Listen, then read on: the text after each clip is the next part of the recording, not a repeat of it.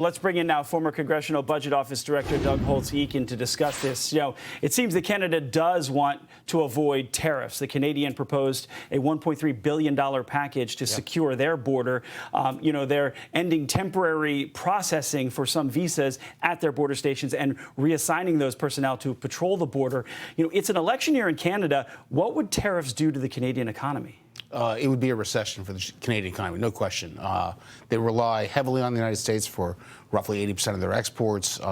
Those tariffs would really hurt the sales into the U.S. And so they're going to try to avoid that. And, one of the things they can do is put more resources on the border. They put more drones out there, put more bodies out there, try to intercept the flow of fentanyl, especially some illegal immigration, not nearly the southern border. But that's one way to think about this, just sort of a rifle shot. But I think the right way to think about this is it is very common for trade deals to have sidebars on labor standards, sidebars on environmental standards.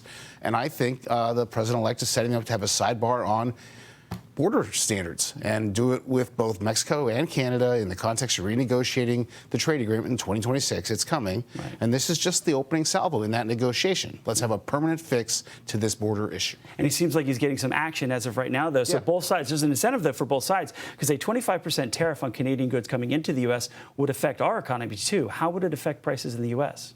They would have to go north. And perhaps not dramatically right away, but nobody wants higher prices. We've been through a period of just untenable inflation.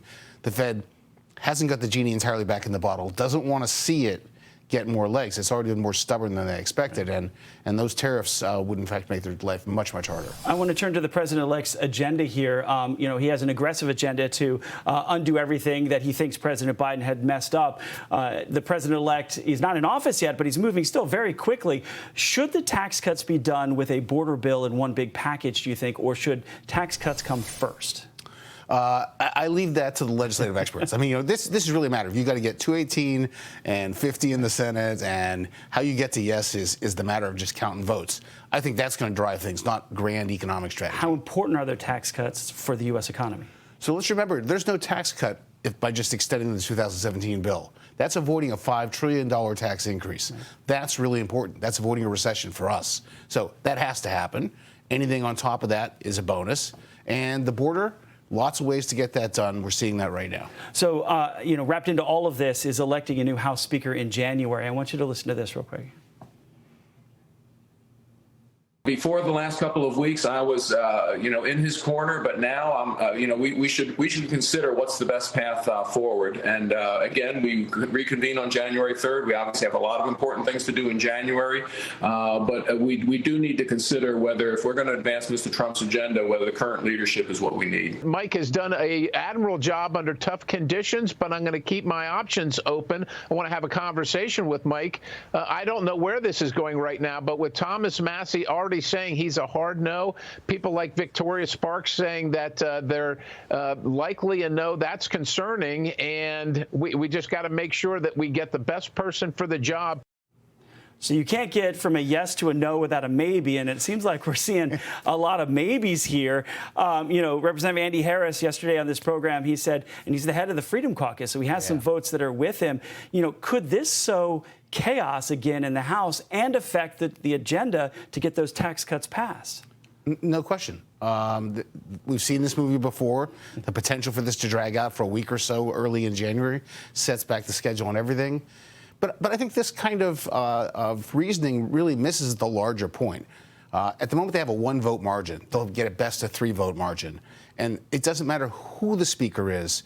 With margins that thin, you're going to have trouble getting to Republicans carrying bills. So they're going to have to accept the fact that there will be bills they need Democratic votes on. Let's identify those bills, have a different strategy for them than for core parts of the Republican agenda. Are you concerned that the House Republicans can't unify? I am very concerned about what we saw over the CR and the debt limit and all of what just went on. That showed a real inability for House, Senate, and White House to work together. That's troubling. There's a lot on the table. How important is that, in the last 30 seconds that we have, how important is that they work together? Because, this is an aggressive agenda, and if you don't have the president-elect on board, with what you're doing, that gets messy. There's an aggressive agenda that you sort of put it all together and you take a vote. And then there's an aggressive agenda where you have to pass a budget resolution in the House, one in the Senate, agree between them, then put together a reconciliation bill in the House, pass it, put it together in the Senate, pass it, and agree. There are a lot of votes. They need to get all the votes lined up and have them all work. That's really the part I'm worried about. Doug Holtz Eakin, I appreciate it. Thank you for your insight on this. I'm sure we're going to come back on this again. We'll see you.